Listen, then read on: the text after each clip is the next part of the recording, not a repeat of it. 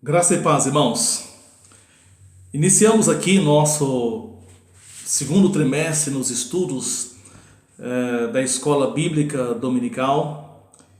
E esse trimestre nós vamos estudar a carta de Paulo aos Efésios. Uma carta tão importante que, na verdade, ela tem seus valores eternos que são muito essenciais e necessários para nós nos dias atuais.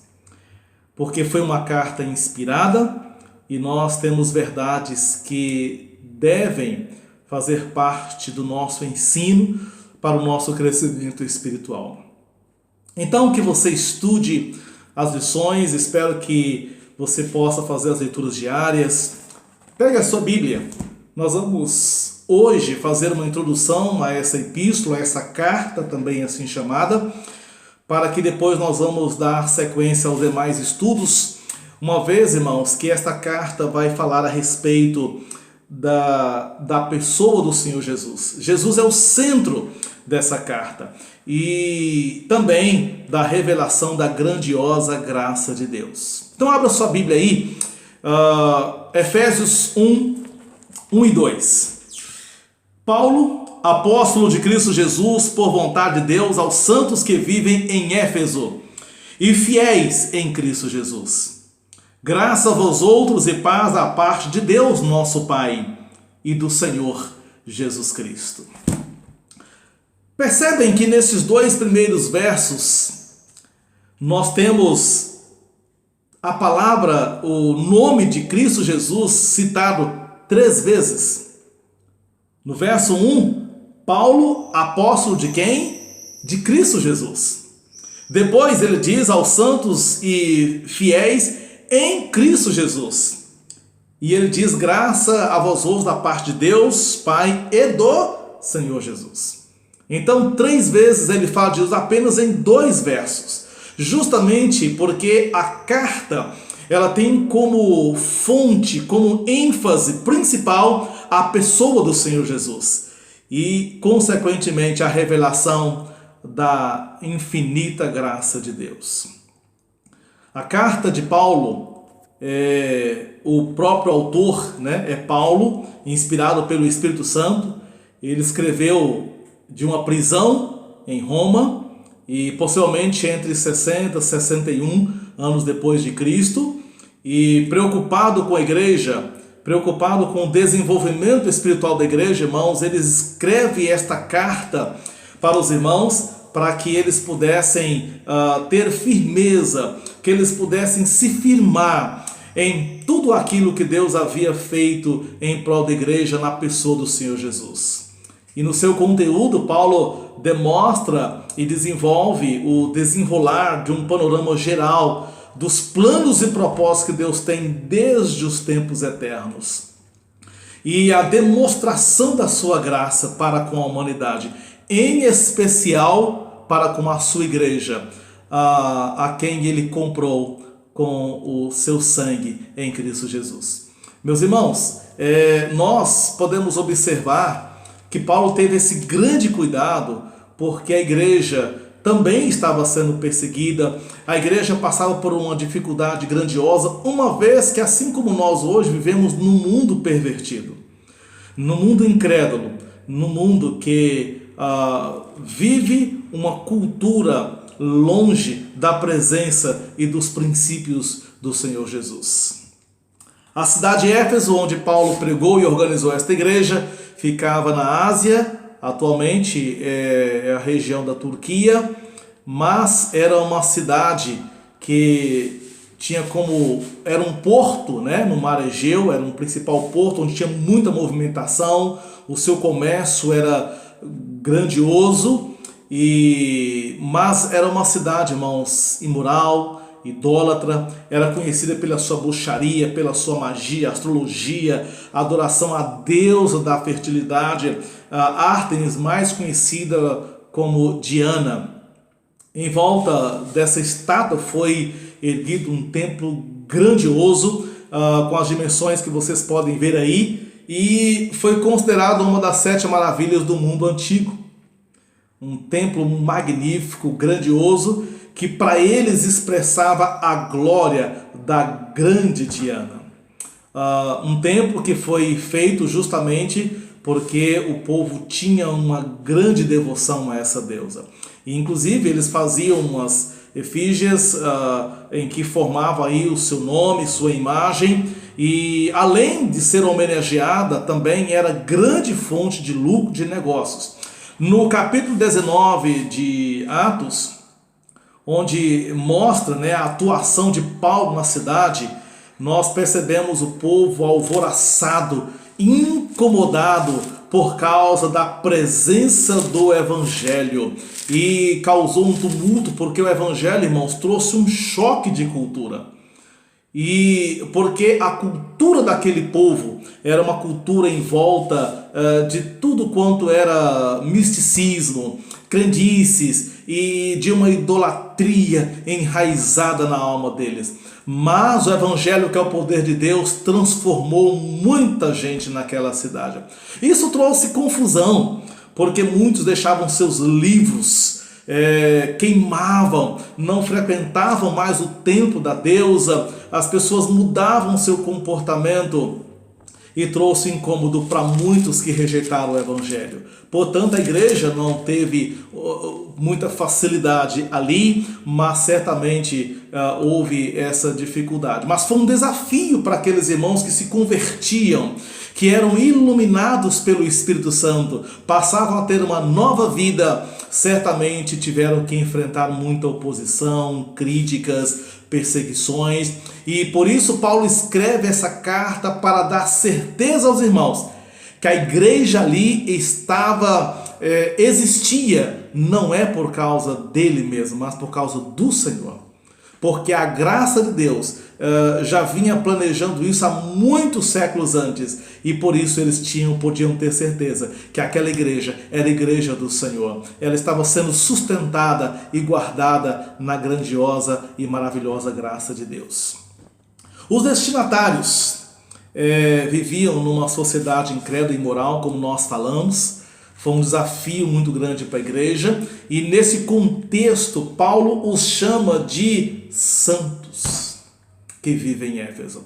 Essa palavra santo, irmãos, ela foi muito mal interpretada durante muitos séculos e até hoje em muitos segmentos religiosos, porque ela foi tida como algo atribuído àquelas pessoas que morriam, passam por um processo de canonização para que sejam declarados santos. Se tinham milagres, se eram pessoas que viviam a vida quase que impecável, nada que desabonasse sua vida, e então documentos são reunidos, e aí depois de um longo processo é declarado santo. Mas isso não tem nenhum respaldo, sustento bíblico de que a pessoa passa por um processo para que a igreja ou alguém declare aquela pessoa como santo. Santos são aqueles que foram comprados com preço de sangue e pertencem a Deus, foram separados do mundo para pertencer ao Senhor Jesus. Então, esse é o conceito de santo. São pessoas vivas, pessoas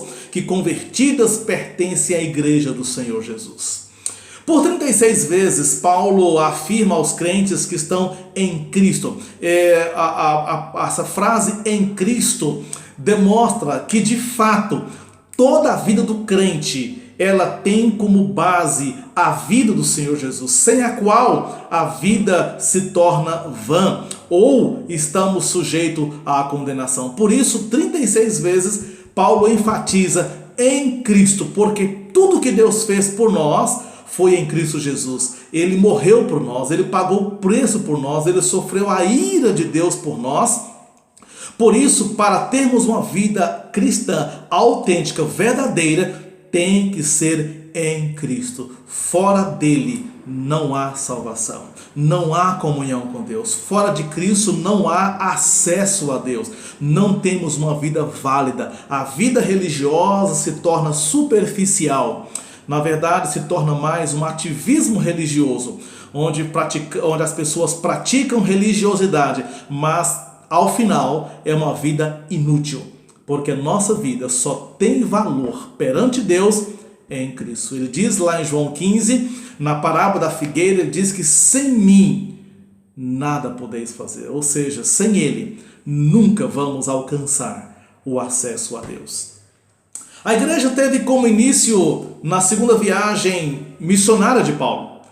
Quando ele estava já terminando a sua segunda viagem missionária, ele passa lá em Éfeso, prega na sinagoga, conhece Áquila e Priscila e os deixa ali em Éfeso. Depois ele volta na terceira viagem missionária e discipula a igreja durante 2 anos, para estruturar, ensinar a igreja para que ela pudesse caminhar, servindo ao Senhor agora como noiva, como exclusivamente pertencendo a Ele e não mais ao mundo. A carta de Paulo, nós vamos abordar os Efésios, nós vamos abordar neste trimestre a respeito da graça de Deus. E o que é a graça? É uma virtude do caráter de Deus em que Ele decide se tornar favorável à humanidade mesmo sem nada merecer. É um favor imerecido porque Deus, ao invés de aplicar a sua ira, ao invés de condenar um homem, decide amá-lo sem nenhum mérito. Isso é graça. Isto é a graça de Deus. Nós vivemos, somos salvos e vivemos pela graça de Deus. E por isso, nesse trimestre, nós vamos abordar esse impacto da graça de Deus em todas as áreas da nossa vida. O impacto que tem em cada momento do que nós vemos, porque não é só a salvação em si, mas é também o caminhar depois de uma vida transformada. Deus nos perdoou, nos transformou, nos fez nova criatura. Porém, Ele continua nos sustentando por meio da sua graça, em que nós somos aproximados através de Cristo, ter um relacionamento ímpar, maravilhoso com Deus. Com isso, o caráter de Deus também é revelado na carta aos Efésios. Uma vez que Deus demonstra a sua graça, por meio da sua graça, desse favor imerecido, Deus revela o seu caráter, que tem como relacionamento com o homem, em especial com a sua igreja, aquilo que Ele é para nós. Primeiramente, nós observamos aí, Deus é Deus glorioso. No capítulo 1, nós observamos Paulo dizendo que Ele nos escolheu, nos redimiu, nos selou com o Espírito, tudo com o propósito do louvor da sua glória, para o louvor da sua graça que Ele revelou em Cristo Jesus. Olha o que ele diz aqui no verso 6, para o louvor da glória da sua graça. Então Deus é um Deus glorioso, tudo que Ele fez, a sua bondade para conosco, foi para de fato ser glorificado, que apesar da nossa culpabilidade, da nosso merecimento de sermos mortos e condenados, Ele preferiu nos amar. Deus é um Deus acessível. No capítulo 2, verso 13, nós observamos: mas agora em Cristo, vós que estáveis longe, fostes aproximados pelo sangue de Cristo. Então nós temos acesso livre a Deus. Não mais antigamente, que Deus não podia ter acesso direto.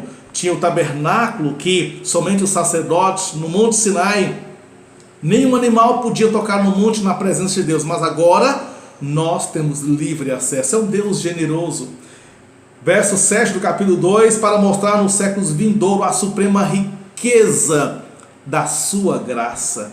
É um Deus generoso, Ele é rico. Irmãos, é interessante que essa riqueza da sua graça é uma graça infinita. Não é apenas rico no sentido de ter limite ou pode comparar com alguma coisa, não. Ele de fato é um Deus rico em graça. Ainda é um Deus amoroso. Verso 4, mas Deus sendo rico em misericórdia, por causa do grande amor com que nos amou. Grande amor. Esse grande amor, na verdade, não é apenas uma questão de tamanho. É um amor imensurável, infinito. Como João diz lá no capítulo 3, verso 16, porque Deus amou o mundo de tal maneira, Ele amou tanto, não dá para medir, é um amor infinito. Depois também no mesmo verso 4, Ele demonstra sua misericórdia, sendo rico em misericórdia. Deus é misericordioso. A graça é Deus dando ao homem algo que ele não merece.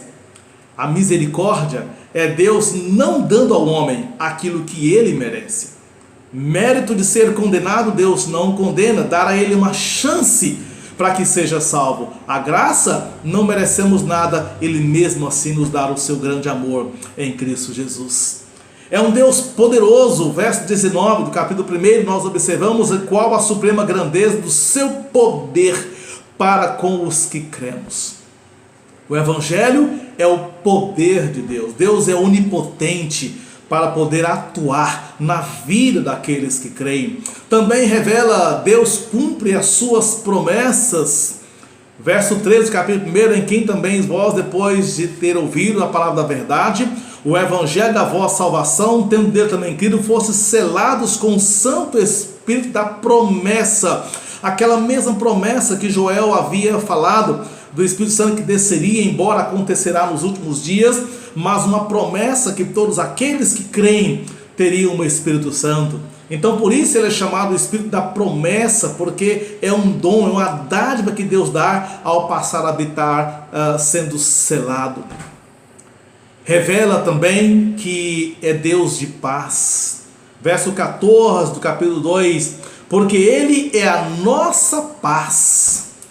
Deus é o Deus de paz, que ele mesmo propôs reconciliar-nos consigo, por amor. É um Deus reconciliador. Verso 17, vindo evangelizando paz aos outros que estavam longe, e paz também aos que estavam perto. No verso 12, ele derrubou a parede da separação para eliminar a inimizade, ou seja, aquela separação que havia entre os judeus e gentios, porque a lei foi dada primeiro aos judeus e depois aos gentios. Os judeus eram uma raça originalmente estabelecida para ser pura, e isso trouxe uma grande distinção. Mas Deus, ele reconciliou esta nacionalidade, não havendo mais distinção, porque em Cristo somos um. Deus é o Deus único. No capítulo 4, verso 6, há um só Deus. Não existe outro Deus, assim como ele revelou nos 10 mandamentos lá no Antigo Testamento. Deus é sábio. A sabedoria de Deus, no capítulo 3, verso 10, para que seja pela igreja a multiforme sabedoria de Deus. A igreja, irmãos, revela o quanto Deus é sábio em tudo aquilo que ele faz. Sabedoria esta não apenas para fazer as coisas, mas para fazer aquilo que é certo. Deus também se ira. Capítulo 5, verso 6, ninguém vos engane com palavras vãs, porque por essas coisas vem a ira de Deus sobre os filhos da desobediência. Então esse caráter de Deus é manifestado nessa carta. Nós vamos estudar isso ao longo desse trimestre, e nós temos aqui o esboço desse livro de Efésios, irmãos, que na verdade é um plano da salvação de Deus pela graça, porque nós somos salvos pela graça. Nós vamos estudar isso de forma mais específica nas próximas lições. Efésios de 1 a 3, nós temos a exposição da doutrina, do ensino, a nossa posição em Cristo Jesus. O que nós somos, o que Deus declara que nós somos, por causa daquilo que ele fez por nós. Nos capítulos 4 e 5, Paulo aborda os deveres. Como agora deve ser a vida cristã em razão da sua posição em Cristo? O nosso andar, nossa conduta, nossa maneira de agir no mundo tenebroso. E finalmente ele fala sobre a nossa defesa. Como nós devemos nos comportar diante dessa luta espiritual em que há contra a carne, em que o Espírito luta contra a carne, como ele diz lá em Gálatas capítulo 5. E a nossa defesa está em Cristo Jesus. Irmãos, nós vamos abordar esses assuntos maravilhosos nessa carta. Eu espero que vocês estudem, irmãos, dedique tempo, se esforce, porque certamente o Espírito Santo nos ajudará a crescer para conhecer quão grandiosa é a sua graça em nossas vidas e o quão importante é vivermos uma vida de comunhão com Deus para vencer essa batalha, para podermos viver uma vida de vitória neste mundo enquanto Jesus não volta. Que Deus abençoe e que cresçamos para a honra e para a glória do Senhor Jesus.